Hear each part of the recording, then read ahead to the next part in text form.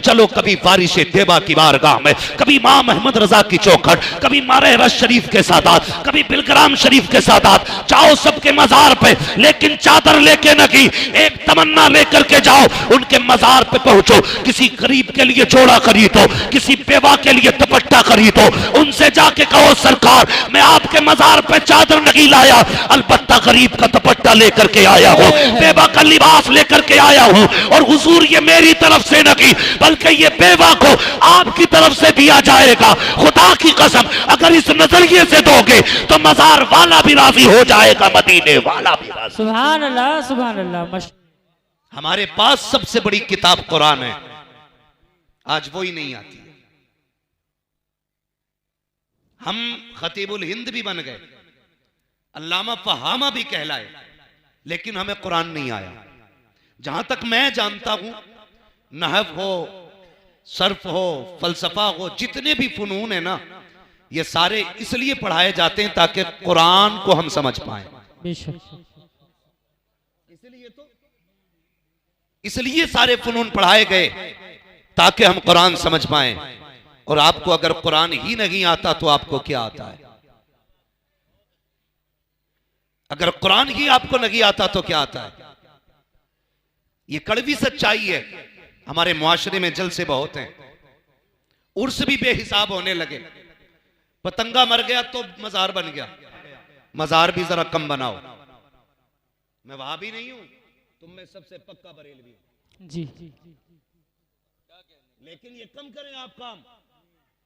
हरेरे गहरे नत्तू खैरे के मजार बनने लगे, फिर मजारों की अहमियत क्या रह जाएगी? और हालात देखिए मजारों के, एक मजार पर 150 चादरें, मुजाबर का कमरा भर गया चादरों से, फिर भी दे चादर ले चादर। मुझे एक बात बताओ, मसलक के आला हजरत तो यह है कि जिस मजार पे एक चादर पहले से पड़ी हो, अब वहां दूसरी चादर की जरूरत नहीं है। बेशक ये क्या है? बोले ये क्या है? मसलक के आला हजरत। जिस मजार पे एक चादर पहले से पड़ी हो, वहां दूसरी चादर चढ़ाने की इजाजत नहीं है, इसलिए कि 70 चादरों से बुजुर्ग की सर्दी नहीं मिटाई जाएगी। इसलिए कि अगर वो अल्लाह वाला है तो उसे तेरे पंखे की जरूरत नहीं है। अल्लाह ने उसकी कब्र में जन्नत की खिड़कियां खोल रखी है। सुभान अल्लाह। और अगर सितम करके गया है तो तू जितने चाहे उर्स करा ले, लठिया जब तक रब चाहेगा तब तक बराबर चलेगी। अल्लाह बराबर डंडा चलना है जब तक रब चाहेगा। हालात हमारी कौम के देखो, बड़ी तकलीफ हुई, बताया गया, कहने लगे कुछ आशिक चले हैं। मैंने कहा कहां से? कहा 350 किलोमीटर से, अजमेर शरीफ 700 मीटर की चादर लेके जा रहे हैं।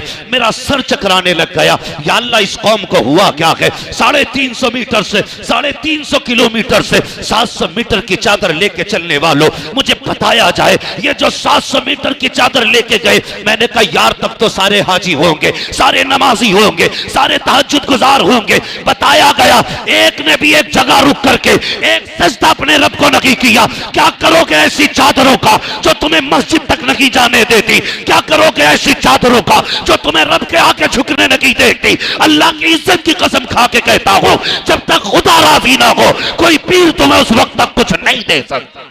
नारे तकबीर, नारे खड़े हो जाइए, खड़े हो जाइए।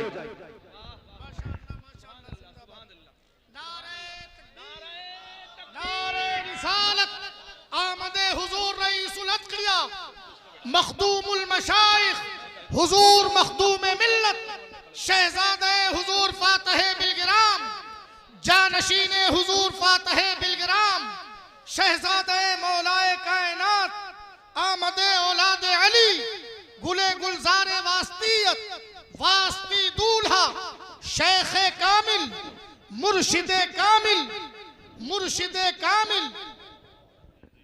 माशाअल्लाह, चेहरा बता रहा है कि आले रसूल हैं, खुशबू बता रही है कि जन्नत के फूल। सुभान अल्लाह। मैंने जिस शख्सियत के हवाले से बात की थी, आप माथे की निगाहों से देख रहे हैं माशाल्लाह। हजरत का तारुफ मैं क्या, मेरी औकात क्या, मैं कराऊं। मैं बस इतना चाहता हूं, जानता हूं कि हजरत की वो जात है जिन्हें मेरे मुर्शिद गिरामी सरकार ताजुल शरिया खुशबू से पहचान लिया करते। सुभान अल्लाह सुभान अल्लाह। और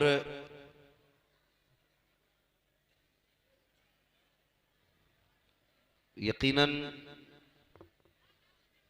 ये तो मैं अपने मुर्शिद गिरामी का एहसान मानता हूं कि उन्होंने पर्दा फरमाने से पहले एक पर्दा उठाया और फिर एक पर्दा डाल लिया। उन्होंने कहा था अख्तरे कादरी खुल्द में चल दिया, खुल्द वहां है हर एक कादरी के लिए। सुभान अल्लाह। मगर एक पर्दा उठा के गए, वो कहने लगे मैं आप लोगों को उवैस मियां के हवाले करता हूं। जानते हो ये कुतुब की बोली है। सुभान अल्लाह। जो नहीं माने वो अब उसकी मर्जी है, लेकिन खुदा की कसम जो बरेली शरीफ में आज आराम कर रहा है, जिसे दुनिया ताजुल शरिया कहती है, वो अपने वक्त के कुतुब हैं। सुभान अल्लाह। और उन्होंने फरमाया था मैं आपको उवैस मियां के हवाले कर रहा हूं। यही वजह है मेरे मुर्शिद बैत का नाम ताजुल शरिया है, मेरे मुर्शिद खिलाफत का नाम सरकार उवैस मुस्तफा है। मैं ये बात बड़ी बेबाकी के साथ कह देता हूं कि आज भी अगर खानकाही निजाम कहीं नजर आता है तो बिलग्राम शरीफ में नजर आया करता है। सुभान। बिलग्राम शरीफ में आज भी खानकाही निजाम नजर आया करता है। ये वो जमीन है जहां तबीयतें भी सवारी जाती हैं और आदतें भी सवारी जाती हैं। सुभान अल्लाह सुभान। सरकार तशरीफ लाए, हजरत अल्लामा मौलाना कारी असनाद साहब क़िबला और इनके जुमला रुफ़क़ा की मेहनतें रही। सरकार अलील हैं, ये हम जानते हैं अच्छी तरह, मगर सरकार फिर भी इस बीमारी के बावजूद तशरीफ लाए। यकीनन ये सुगरवी सादात का करम है कि उन्होंने अपने शहजादे को हमारे बीच भेजा है, हमारे बीच भेजा है। अल्लाह ताला हजरत को उम्र खिज़्र अता फरमाए। मैं बात अर्ज कर रहा था, इजाजत हूं तो बात बढ़ा लो, चलें आगे। जरा कह दें या रसूल अल्लाह, या रसूल अल्लाह, जोर से कह दें या रसूल अल्लाह, या रसूल अल्लाह। तो हालात ऐसे हमारे, एक मजार पे 70 चादर, सारा जोर मेलों पे लग गया, पूरी ताकत हमारी कौम की उर्सों पे लग गई। उर्स बुरी चीज नहीं है, उर्स अच्छी चीज है, लेकिन उर्स के तरीके पे होनी चाहिए, उर्स के तरीके पे होनी चाहिए। जिसे देखो चादर लिए जा रहा है, नंबर नहीं लग रहे, चादर इतनी ऊंची हो गई कि हाथ नहीं जा रहे। मुझे एक बात बताइए, हम ये चादर ये सोच के डाल रहे हैं ना मजार वाला राजी हो। चादर पेश करने वालों, कभी अपने मुआशरे में निगाह डाला करो। कोई तो ऐसी बेटी होगी जिसके सर पे दुपट्टे पे पैबंद लगा होगा जी। कोई तो ऐसी बेवा होगी कि जिसके सर पे शोहर के इंतकाल के बाद आज तक चादर मैसर नहीं हुई होगी। कोई तो ऐसा घर होगा जिसने माओ ने बच्चों के सामने पैबंद लगे कपड़े पहन रखे होंगे।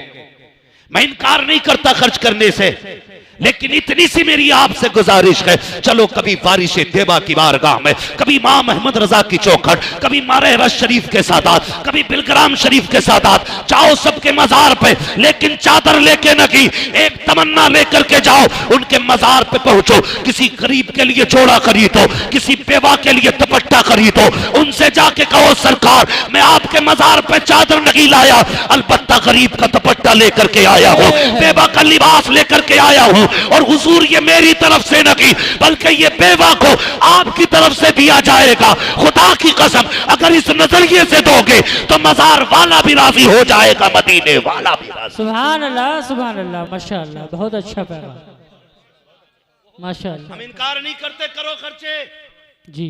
लेकिन मुझे बताओ तो सही, जो कव्वालियां हो रही है, इधर नचनिया बैठा उधर भडनिया बैठा है, अल्लाह, और मुखिया के चंद बेटे खड़े होते हैं, बड़े बड़े बदमाशों की कुर्सियां आगे पड़ती हैं, और गड्डियां बंडल में रखी होती है। कहता डट के जवाब देना, डट के।